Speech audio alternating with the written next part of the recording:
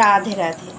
ভক্ত কখন গুরুদেবকে পান, গুরুদেবের সাথে কিভাবে যোগাযোগ হয়? একজন ভক্ত তার গুরুদেবকে পান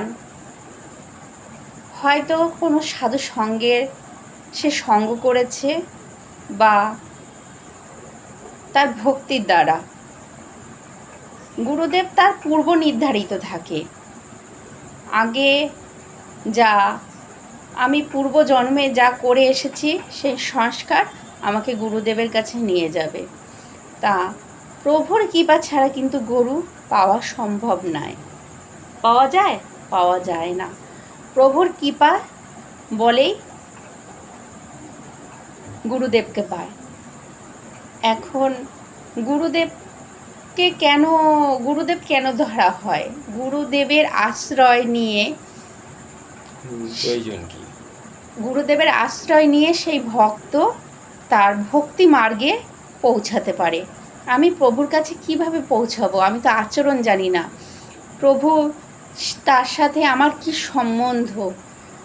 অনেক ভাব আছে, শান্ত, দাস্য, সখ্য, বাৎসল্য, মাধুর্য ভাব। তা এই বিভিন্ন ধাপগুলো গুরুদেব শেখান, আচরণ শেখান। গুরুর আশ্রয়ে তাকে সাত্ত্বিকভাবে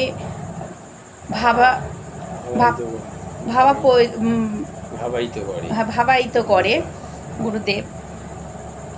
এইভাবে একজন জীব, সে অবুঝ, কিচ্ছু বোঝে না। যেরকম একটি ছোট্ট সন্তান জন্মানোর পর সে তো বোঝে না, সে মা বলে মারে, মাকেও মারে, বাবাকেও মারে, সেটা মারা নয়। কিন্তু সেই রকম একটা জীব যখন সে কিছু জানে না, তখন তার মধ্যে কিন্তু সেইগুলো কোনো কিছুই সে বুঝতে পারে না।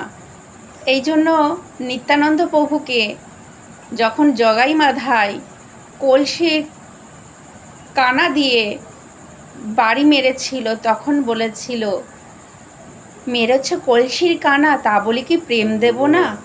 তার কত বড় ধৈর্যবান আমার নিত্যানন্দ, যিনি নিত্য আনন্দের ভাসমান, সেই হচ্ছে নিত্যানন্দ গৌড়দেশের। এইরকম গুরুকে অনেক কিছু ভক্তের জন্য সহ্য করতে হয়, অনেক কিছু, কারণ সে অবুঝ। কিন্তু গুরুদেব তার সমস্ত কিছু তার ভক্তির দ্বারা তাকে সঠিক পথে নিয়ে আসে। তা আমার এই কথাগুলোতে যদি কোনো ভক্তের ভক্তি জাগরণ হয়, তার জন্যই এই কথাগুলো বলা। কারণ জীব অবুঝ, তাদেরকে ভক্তির পথে নিয়ে আসা প্রয়োজন আছে। কারণ